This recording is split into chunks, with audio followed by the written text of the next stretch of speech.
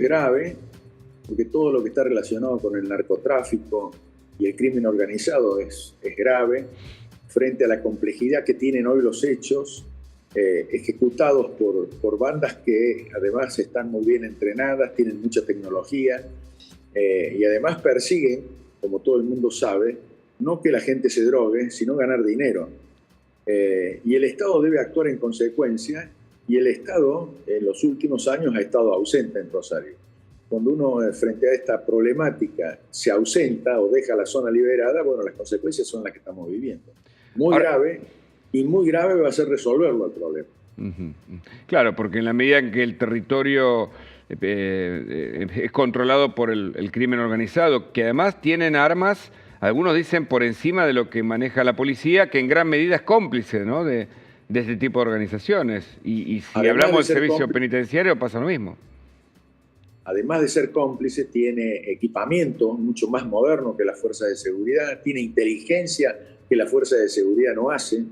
Es decir, es una organización montada para cometer crímenes de una manera muy sofisticada y muy moderna. Y nosotros los enfrentamos con fuerzas entrenadas en el siglo pasado, con legislación del siglo pasado, y sin que el Estado utilice todas las herramientas que tiene a su alcance para combatir este flagelo. Es decir, todo eso es un combo explosivo que en la ciudad de Rosario, donde es un lugar de distribución de droga para el país, bueno, tiene una significación especial, pero que no es el único lugar en el que esta problemática existe. Hay que mirar con atención el conurbano y hay que mirar con mucha atención lo que pasa en Córdoba también.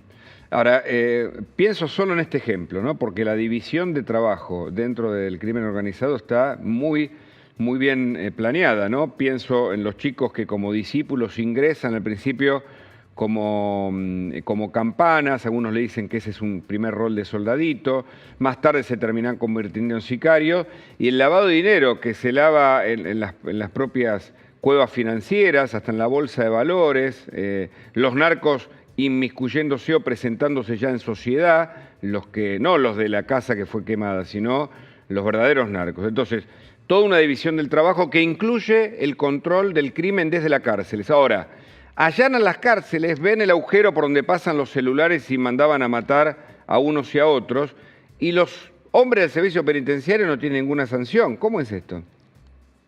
Bueno, a ver, primero, esto que está pasando en Rosario ha pasado en otras ciudades y en otros países de Latinoamérica mucho antes de lo que está pasando ahora. Esto ya pasó en Colombia primero. Y pasa también, y esto es una réplica, y además tienen una organización montada parecida a las organizaciones criminales que existen en Brasil, el Comando Verbelo y el Comando Capital, que son tremendas organizaciones delictivas, donde todos hemos visto cómo ha tenido que actuar Brasil para tratar de que estas bandas no se apoderaran del Estado. Y son bandas dirigidas desde la cárcel, ahí se formaron y desde ahí operan. Es decir, las cárceles en Brasil son verdaderos centros de operación del crimen organizado. Claro. En la Argentina está pasando, en Rosario, lo mismo. Bueno, basta recordar lo que pasó en 2006 en Sao Paulo, recuerdo perfectamente, viajé a ese Así es.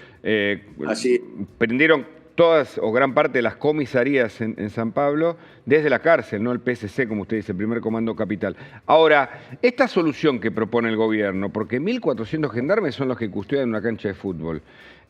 Algunos dicen que la Policía Federal vuelve los fines de semana, mientras allí ocurren los crímenes. Algunos dicen que los gendarmes que hay controlan el tránsito. Digamos, mientras la justicia también tiene 2 oficinas, está sospechada, bueno, en fin, ¿qué puede solucionar? Y un ejército que está atado de pies y manos si quisiera también actuar, ¿no? Me parece. Yo tengo la sensación, porque eso lo trasluce, que el Estado, en este caso el Gobierno Nacional, no quiere solucionar el problema. Okay. No se quiere meter a solucionar el problema o le tiene miedo a la solución del problema. Yo le vuelvo a organizar, le vuelvo a decir, es una organización muy compleja, muy organizada, muy sofisticada, y el Estado debe atacarla para solucionar el problema en Rosario con todas las herramientas que tiene, con todas. No hay derecho que el Estado se deba privar por razones ideológicas de las herramientas que tiene y que paga toda la sociedad. Todos pagamos la organización que tiene el Estado para darnos tranquilidad. ¿Cuál es la razón por la que alguna de esas herramientas no se utilizan? El Estado ahora dice que va a mandar un destacamento o una compañía de ingenieros a levantar casas a Rosario. ¿Ese es el problema que tiene Rosario? ¿Tiene un problema de vivienda Rosario? ¿O los ingenieros militares van a ir a hacer inteligencia a los lugares donde van a levantar casas? Acá hay dos temáticas por las cuales se debe atacar este crimen organizado. Una es en el terreno frente a los delincuentes armados. Eso se los enfrenta con todas las fuerzas federales, incluida las Fuerzas Armadas que posee el Estado. Pero además, lo más importante, los narcotraficantes, Hugo, no venden droga para que los chicos se droguen. Venden droga para ganar dinero. El tema central es el dinero. Claro. La ruta del dinero. ¿Quién sigue la ruta del dinero? Sigan la ruta del dinero y van a empezar a desarmar estas bandas. Y además ese dinero, para ser utilizado, hay que lavarlo. La unidad de investigación financiera no debe irse de Rosario. Toda la inteligencia que tiene, porque ese es el otro tema, la inteligencia, tanto policial como que hay que incorporar la inteligencia militar. Hoy, estos ataques que luego se pueden convertir en bandas de terroristas asolan a las ciudades del mundo y es complejo resolver los problemas, pero si tenemos la experiencia de países vecinos, ¿por qué no lo utilizamos? ¿Por qué no pedimos ayuda? Y como dice Patricia, hay que poner a las Fuerzas Armadas detrás de este problema. Usted dice Patricia Bullrich. Ahora, ¿hay que modificar la Ley de Seguridad Interior por la cual los militares están inhibidos de actuar justamente puertas adentro de la frontera argentina? Claro que hay que modificarlas. Las dos leyes, son tres leyes.